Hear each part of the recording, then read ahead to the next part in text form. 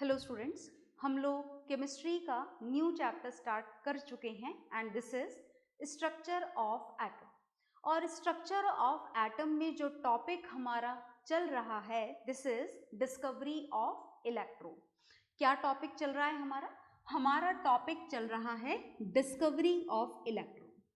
तो इसके बारे में कुछ इंफॉर्मेशन कलेक्ट करना बाकी रह गया था, तो हम सारी इंफॉर्मेशन को कलेक्ट कर लेते हैं आज की क्लास में।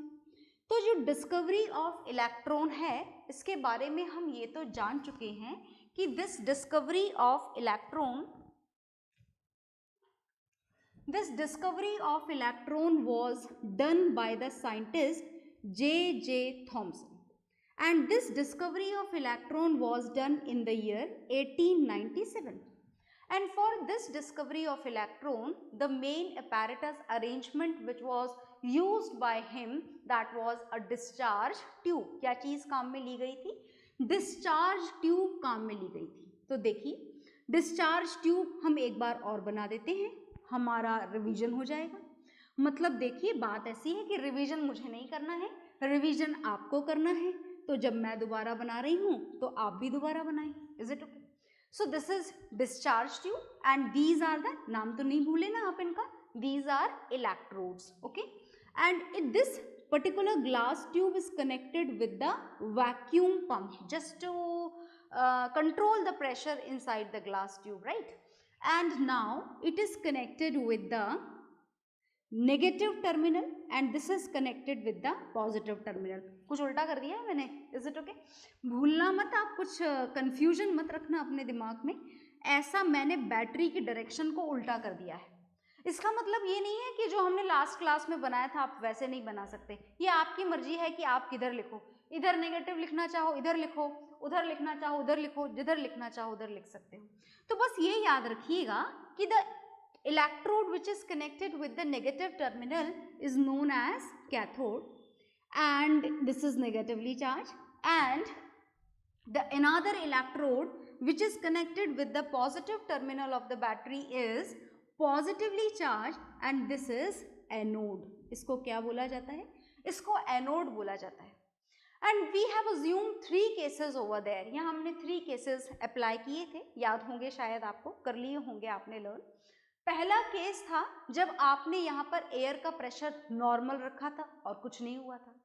दूसरा केस था जब आपने प्रेशर को कम कर दिया था 1 mm of Hg और पूरी ट्यूब ग्लो करने लगी थी।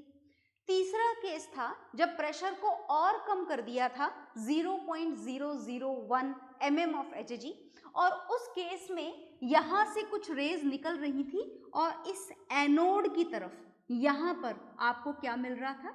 यहाँ पर मिल रहा था आपको ग्लो। ऐसा सब हम पढ़ चुके हैं। तो मतलब हुआ ये कि यहाँ से क्या हो रहा था कि कुछ रेज निकल रही थी। Is it okay? और ये रेज किधर की तरफ जा रही थी? ये रेज एनोड की तरफ जा रही थी, और जैसे ही एनोड के पीछे वाले ग्लास ट्यूब से टकरा रही थी, वो टकराते ही यहाँ पर एक पर्टिकुलर कलर का ग्लो यहाँ पर प्रोड्यूस कर रही थी। आ गई बात समझ में?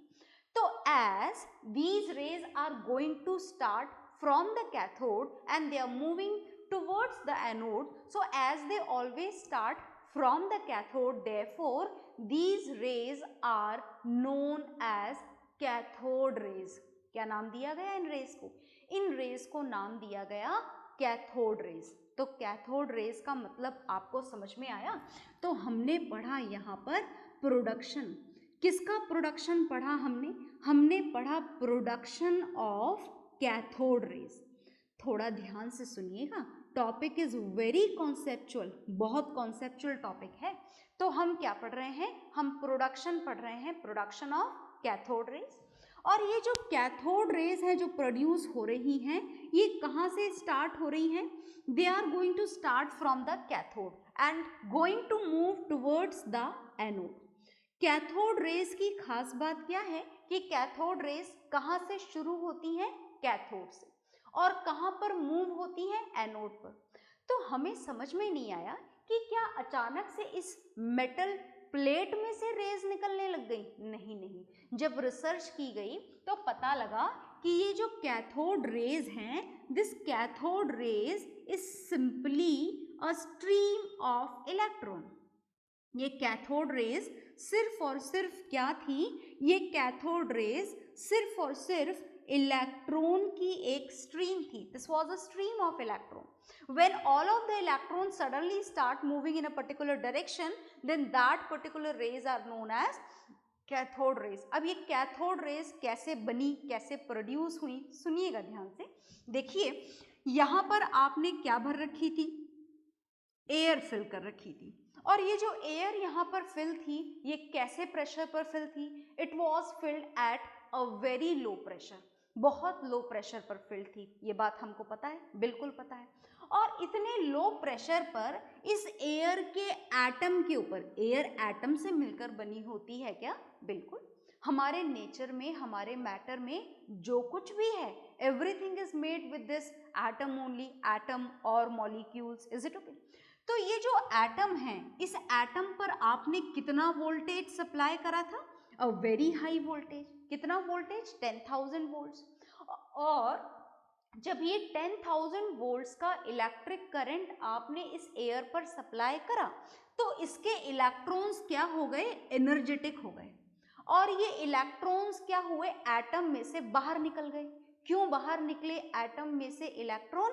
क्योंकि इलेक्ट्रॉन्स क्या हो चुके थे? इलेक्ट्रॉन्स एनर्जेटिक हो चुके थे. क्या हो चुके थे? Energetic. So all these electrons are there, a lot of electrons are there. Why these lot of electrons are there? Because a lot of atoms were there. और उन एटम में से अब कौन बाहर निकल के आ चुका है? उन एटम में से अब इलेक्ट्रॉन्स निकल के बाहर आ चुके हैं. कौन निकल के बाहर आ चुका है? इलेक्ट्रॉन्स. ये एटम में से इलेक्ट्रॉन बाहर कैसे आए, इलेक्ट्रॉन कैसे बाहर निकलता है, ये सब हम जान चुके हैं. याद है ना आपको? केमिस्ट्री के एटम्स एंड मॉलिक्यूल चैप्टर के बेसिक कॉन्सेप्ट में जो आपने जाना था, वो हमने यहाँ जाना था कि atom can lose its electron. Atom अपने इलेक्ट्रॉन को लूज कर सकता है. तो ये इलेक्ट्रॉन बाहर आए and these electrons are repelled with this cathode. ये कैथोड इन इलेक्ट्रॉन को क्या कर रहा है? दूर भगा रहा है. क्योंकि ये भी नेगेटिव चार्ज है और ये भी नेगेटिव. सिमिलर चार्जेस के बीच में क्या वर्क होता है? Force of repulsion. And these electrons, these all electrons start moving towards the anode. ये सारे इलेक्ट्रॉन किधर की तरफ मूवमेंट करना शुरू कर देंगे? एनोड की तरफ. Is it okay? तो ये इतने सारे इलेक्ट्रॉन कहाँ से आए? समझ में आ गया ना आपको? जो गैस आपने फिल करी थी, उस गैस के एटम के इलेक्ट्रॉन बाहर आ चुके हैं. बाहर क्यों आए? Because a very high voltage is supplied to this glass tube. बहुत हाई वोल्टेज सप्लाई किया गया है. किसको हाई वोल्टेज सप्लाई किया गया है? ग्लास ट्यूब में प्रेजेंट एयर एटम्स को या फिर मॉलिक्यूल्स को. So these electrons are repelled with this cathode as they both are similarly charged, and these electrons are attracted towards the anode as they are oppositely charged. तो यहाँ से ये सारे electron repel किए जा रहे हैं, यहाँ पर ये सारे इलेक्ट्रॉन अट्रैक्ट किए जा रहे हैं. तो because of this repulsion and because of their attraction, these electrons start moving in a very straight line towards the anode. Is it okay? ये इलेक्ट्रॉन बिल्कुल सीधे, बिल्कुल स्ट्रेट किधर की तरफ मूव करते हैं? एनोड की तरफ. But as these rays are going to start from the cathode, therefore only these rays are known as cathode rays. तो कैथोड रेज क्या है? समझ में आ गया ना? Cathode rays is just a stream of electron. तो इस तरीके से किसकी डिस्कवरी हुई? इस तरीके से डिस्कवरी हुई इलेक्ट्रॉन की. जब ये जाना गया कि कैथोड रेज किसी छोटे छोटे नेगेटिव पार्टिकल से मिलकर बनी है, तो उन्हीं नेगेटिव पार्टिकल्स को क्या नाम दे दिया गया? इलेक्ट्रॉन नाम दे दिया गया. Is it okay? So whatever is there on the board, just note it down, note down कर लीजिए, फिर हम इनके बारे में थोड़ा और जानेंगे. ओके?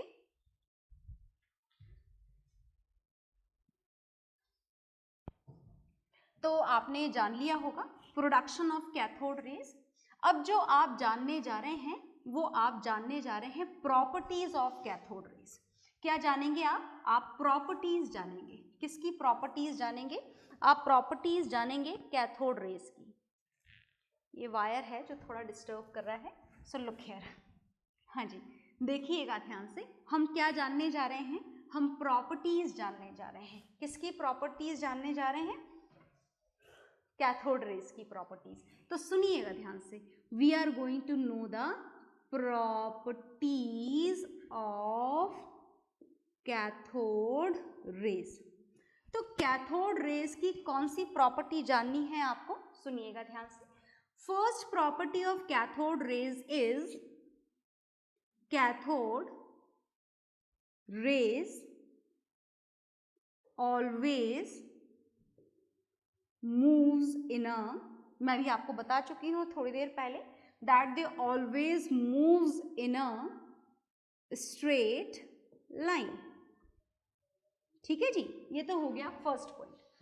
सेकेंड पॉइंट हुआ कैथोड रेज के बारे में जब जाना गया कि जो कैथोड रेज हैं, ये कैथोड रेज कैसी होती हैं? नेगेटिवली चार्ज होती हैं। It is made with a negatively charged particle। Negatively charge particle से मिलकर के ये बनी होती। तीसरी बात ये कि जो कैथोड रेज होती हैं, it has kinetic energy in them. इनके अंदर क्या प्रेजेंट होती है? Kinetic energy. Do you know the meaning of the word kinetic energy? मतलब समझते हैं आप? बात ऐसी है कि जैसे देखिए, ये आपकी ग्लास ट्यूब और ये आपने बनाया कैथोड। ये क्या बना दिया? कैथोड, नेगेटिवली चार्ज, और ये बना दिया पॉजिटिवली चार्ज। मतलब तो समझ गए होगे, नोट में बाकी सब नहीं बना रही हूँ अब, ठीक है ना। यहां से निकली रेज, कौन सी रेज निकलती है? The rays which are going to start from the cathode, they are cathode rays. कौन सी रेज बोला जाता है इनको? इनको बोला जाता है कैथोड रेज। कौन सी रेज बोला जाता है? Cathode rays. और अगर इन कैथोड रेज के रास्ते में आप ऐसे कोई हल्का फुल्का सा फैन रख दो, फैन है ना, तो it start rotating. When cathode rays strike to its blade, it start rotating, है ना। ये इन ब्लेड्स को क्या कर देता है? रोटेट कर देता है, घुमा देता है ब्लेड्स को। बिल्कुल वैसे ही जैसे आपकी वो पेपर वाली चक्री की प्लेट्स घूमती हैं, बिल्कुल वैसे ही, similarly like that only. It shows that कि these rays are having kinetic energy with them. They are having some particles in them, and when these particles collide with this particular blades of the fan, then it is going to start rotating. ये क्या शुरू कर देती है? Rotation शुरू कर देती है। कौन रोटेशन शुरू कर देती है? फैन की ब्लेड्स रोटेशन शुरू कर देती हैं। So these are the properties of cathode rays. You just note it down in your registers.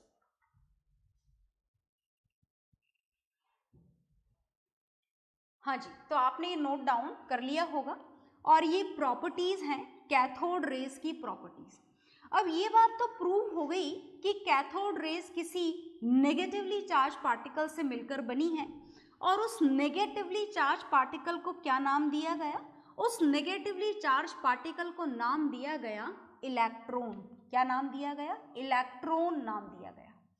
तो अच्छी बात है, इलेक्ट्रॉन नाम दिया गया। तो जब इस पार्टिकल की डिस्कवरी हुई, किसकी डिस्कवरी हो चुकी है कंप्लीट? इलेक्ट्रॉन की डिस्कवरी। तो जब इस पार्टिकल की डिस्कवरी कंप्लीट हुई इलेक्ट्रॉन की, तो हमें इसके बारे में कुछ और भी बातें जाननी थी, और वो जो बातें हमको जाननी थी वो था इसका मास। हमें जानना था कि आखिर इस छोटे से पार्टिकल का, जो इस छोटे से पार्टिकल एटम से भी ज्यादा छोटा है, उस पार्टिकल का आखिर मास कितना होता है, ये एक क्वेश्चन मार्क था। और इसे पता लगाया गया, इसके मास को पता लगाया गया। इसका एब्सोल्यूट मास, एब्सोल्यूट का मतलब एक्चुअल मास मैं आपको बताने जा रही हूँ, और इसका जो एक्चुअल मास है वो देखिएगा ध्यान से। इसका एक्चुअल मास है 9.1 into 10⁻⁻31 kgs। Is it okay? पर आप तो जानते हो कि ये जो मास है केजी वेजी के अंदर बढ़िया बात है, हमने लिख दिया, इज इट ओके। पर जैसा कि आपको देखने से पता लग रहा है वैल्यू बड़ी कॉम्प्लिकेटेड सी है, तो इस वैल्यू को याद रख पाना और इस वैल्यू से न्यूमेरिकल सॉल्व कर पाना दैट इज वेरी डिफिकल्ट, है ना। तो हमें इसका मास एक और यूनिट में जानना है। एक और यूनिट का मतलब समझ गए क्या? AMU, atomic mass unit. Chemistry में हम नॉर्मली कैलकुलेशन केजी और ग्राम्स में नहीं करते हैं, क्योंकि बात एटम की होती है, उससे भी छोटे पार्टिकल इलेक्ट्रॉन की होती है, प्रोटॉन की होती है, न्यूट्रॉन की होती है। तो मासेस किस में जाने जाते हैं? एटॉमिक मास यूनिट में जाने जाते हैं। तो एटॉमिक मास यूनिट में अगर आप इसका मास जानना चाहते हैं तो this is 1/1840 AMU। Is it okay? आ गई बात समझ में? और ये जो मास मैंने आपके सामने लिखा है इस इलेक्ट्रॉन का, this is it's relative mass. ये इसका कौन सा मास है? Relative mass. तो देखिए बात ऐसी है कि absolute mass is the actual mass. Relative mass का मतलब क्या होता है? रिलेटिव मास का मतलब होता है when the mass is related to something, किसी चीज से अगर रिलेट किया जाए तो यहाँ पर हमने इस इलेक्ट्रॉन के मास को किससे रिलेट करा है? यहाँ पर हमने इस इलेक्ट्रॉन के मास को प्रोटॉन के मास से रिलेट किया है। जो प्रोटॉन का मास होता है वो होता है 1 AMU। कितना होता है प्रोटॉन का मास एटॉमिक मास यूनिट में? 1 AMU। तो जब प्रोटॉन के मास को प्रोटॉन के मास से इलेक्ट्रॉन के मास को कंपेयर किया गया तो इलेक्ट्रॉन का मास प्रोटॉन के मास के कंपैरेटिवली बहुत कम था। किसका मास कम था? इलेक्ट्रॉन का। किसके कंपैरेटिवली? प्रोटॉन के कंपैरेटिवली। तो कितना था? The value is here in front of you. Proton का मास अगर आप 1 एटॉमिक मास यूनिट है अगर, तो इलेक्ट्रॉन का मास कितना है? 1/1840। और उसे भी राउंड ऑफ करके आप मान लेते हैं 1/2000, राउंड ऑफ कर लेते हैं आप। तो मतलब ये बोला जाता है that electron is lighter. How much lighter it is? Electron is 2000 times lighter than that of proton. मतलब प्रोटॉन से लगभग 2000 गुना ये हल्का होता है। कौन हल्का होता है? इलेक्ट्रॉन हल्का होता है। 2000 टाइम्स इट इज लाइटर। या फिर उल्टा भी बोल सकते हैं that proton is proton is approximately 2000 times heavier than electron. तो मैं यहाँ लिख भी देती हूँ उस लाइन को ताकि आपको याद रहे। क्या लिखेंगे हम यहाँ पर? हम यहाँ पर लिखेंगे प्रोटॉन इज 2000, है ना, 2000 अप्रोक्सीमेटली। एग्जैक्ट लिखना चाहें तो 1840 लिखेंगे, है ना। Proton is 2000 times heavier. किससे 2000 टाइम्स हेवियर होता है ये? Proton is 2000 times heavier than electron. मतलब बात ऐसी है कि प्रोटॉन के सामने इलेक्ट्रॉन के मास को क्या करा जाता है? इग्नोर कर सकते हो आप, इतना हल्का होता है ये। आ गई बात समझ में? चलिए आगे चलते हैं। ये तो बात हो गई इसके एब्सोल्यूट मास की और ये रिलेटिव मास की when it is compared with the mass of proton, and this is the conclusion of the relative masses. So you note it down, then we will learn something more about this electron. Okay?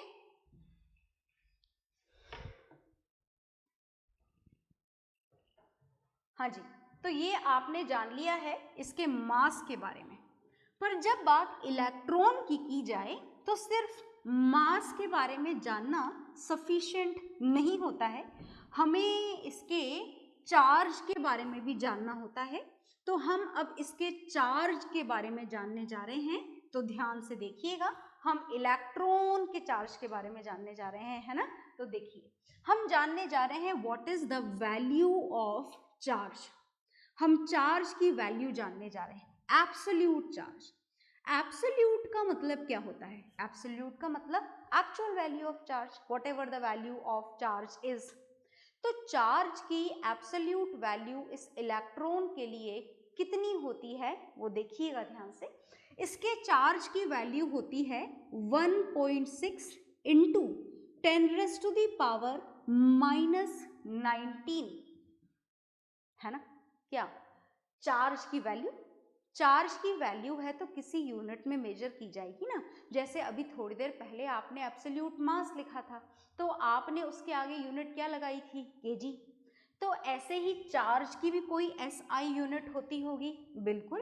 तो charge की जो SI unit होती है that is Coulomb's.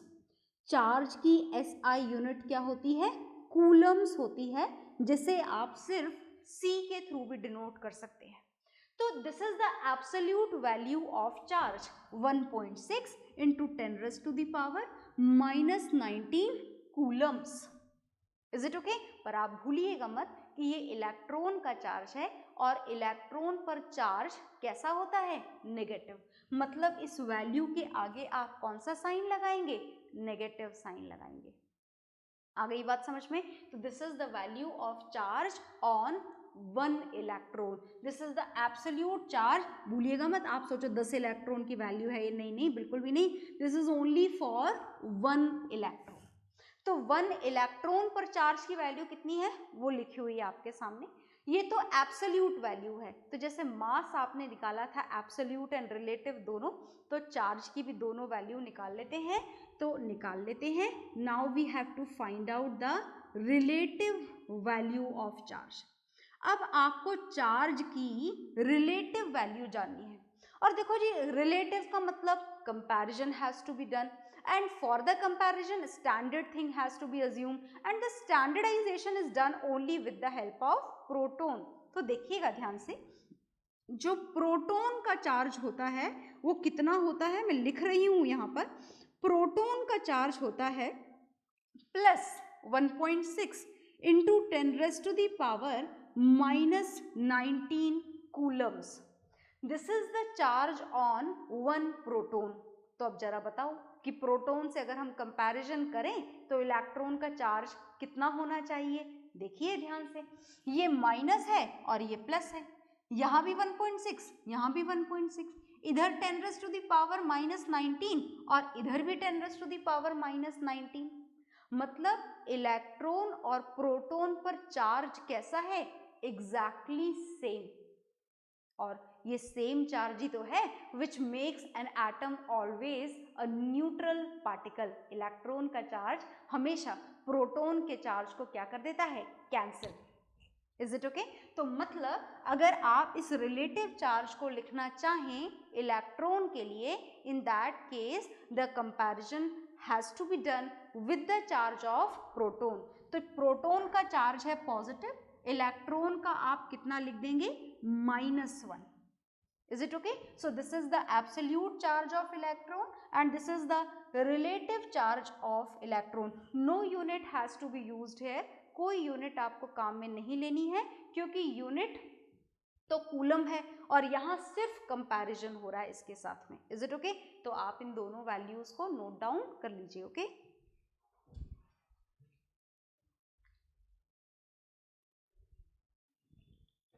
हाँ जी, तो ये आपने note down कर लिया होगा। And this is the discovery of electron.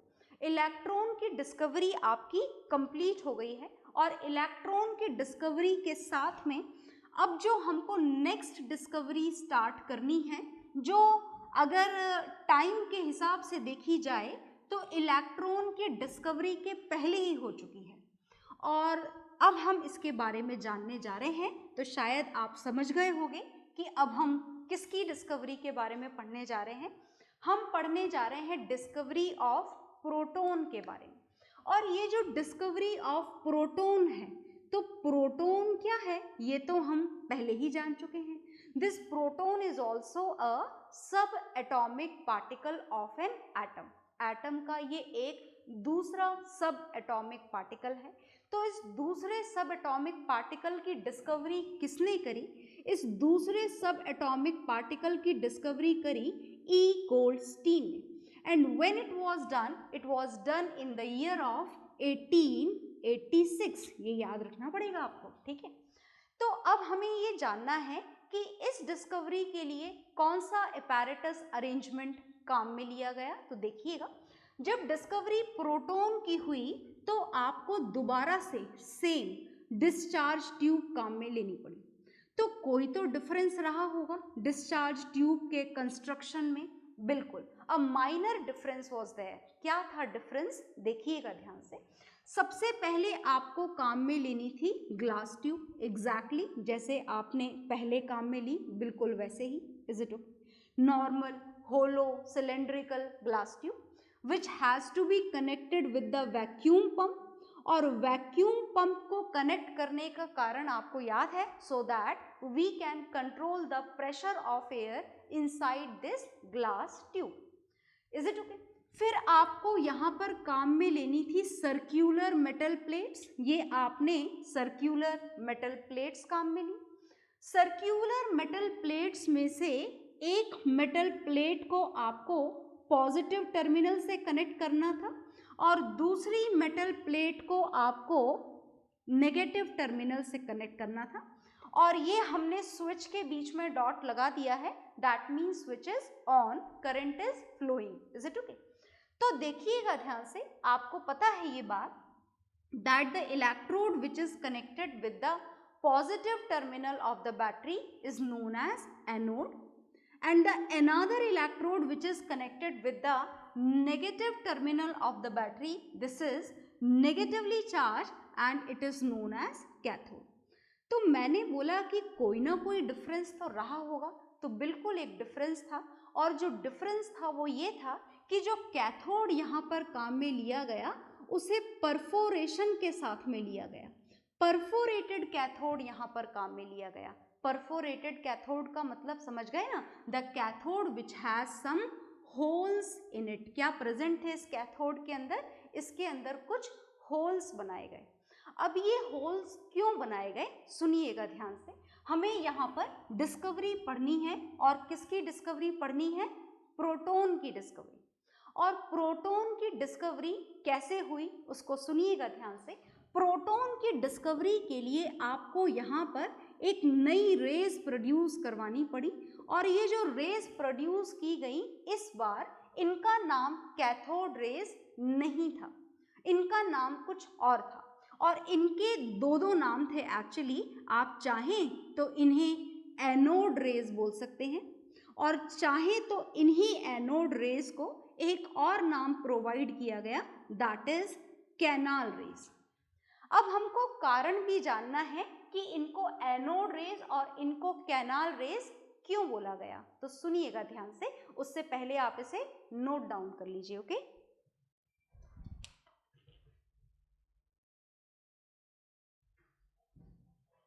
तो आपने ये नोट डाउन कर लिया होगा। अब देखिए, ये जो एनोड रेज आपको प्रोड्यूस करवानी है, इसके लिए आपको इसमें एयर फिल करनी थी, वही बहुत ही कम प्रेशर पर, और वोल्टेज सप्लाई करना था कितना, 10,000 वोल्ट्स। जब एयर के एटम्स यहाँ पर प्रेजेंट थे, और आपको पता है कि इन एटम्स को जब इतना हाई वोल्टेज सप्लाई किया जाएगा तो फिर क्या होगा, यहाँ पर इन एटम में से इलेक्ट्रॉन्स बाहर निकल जाएंगे। और आपने ये बहुत पहले ही पढ़ चुके हैं आप इस बात को कि whenever atom loses its electron it changes into a positive ion। ये किस में कन्वर्ट हो जाता है, पॉजिटिव आयन में कन्वर्ट हो जाता है, पता है आपको ये बात। तो अब ये जो एटम है, मान लीजिए कि ये इलेक्ट्रॉन डोनेट कर चुके हैं, इलेक्ट्रॉन का क्या हुआ होगा ये बात हम लास्ट वाले एक्सपेरिमेंट में जान चुके हैं। तो यहाँ पर हमें ये जानना है कि इन बचे हुए पॉजिटिव आयंस का क्या होगा। तो इन बचे हुए पॉजिटिव आयंस को ये पॉजिटिवली चार्ज एनोड क्या करेगा, रिपेल, और ये नेगेटिवली चार्ज कैथोड इन पॉजिटिवली चार्ज आयंस को क्या करेगा, अट्रैक्ट। और इसका मतलब ये हुआ कि ये जो पॉजिटिवली चार्ज पार्टिकल हैं ये एनोड से मूव करेंगे किधर की तरफ, towards the negatively charged electrode that is cathode. तो ये यहाँ से पॉजिटिवली चार्ज रेज प्रोड्यूस होंगी exactly in a straight line, and these positively charged rays are known as anode rays. इनको पॉजिटिवली चार्ज रेज क्यों बोला गया, क्योंकि ये कहाँ से प्रोड्यूस हो रही हैं, एनोड से। किधर की तरफ मूव कर रही हैं? कैथोड की तरफ। अब दूसरा क्वेश्चन ये है कि इनको कैनाल रेज क्यों बोला गया? तो इनको कैनाल रेज बोलने के पीछे कारण ये है कि देखिए ये रेज इस होल में से पास हो रही है और होल में से पास होकर के दूसरी साइड पर पहुंच रही हैं, and because of this only these rays are also known as canal rays. And when these canal rays are going to strike at the end of this glass tube, then again a glow will be produced over here. यहाँ पर क्या produce हो जाएगा? Glow produce हो जाएगा. तो in this way हमें ये बात पता लग गई कि जो एनोड रेज हैं या फिर जो कैनाल रेज हैं, this is a stream of positively charge particle. ये किसकी रेज है? ये पॉजिटिवली चार्ज पार्टिकल की रेज है. Is it okay? तो इस तरीके से हमारी जो डिस्कवरी है, किसकी डिस्कवरी? प्रोटॉन की डिस्कवरी, वो कंप्लीट हुई. अब इनकी प्रॉपर्टीज क्या होती है एनोड रेज की? प्रोटॉन का मास और चार्ज क्या होता है? ये सारी बातें भी हमको जाननी है, but that will see in the next class. Okay, bye everyone.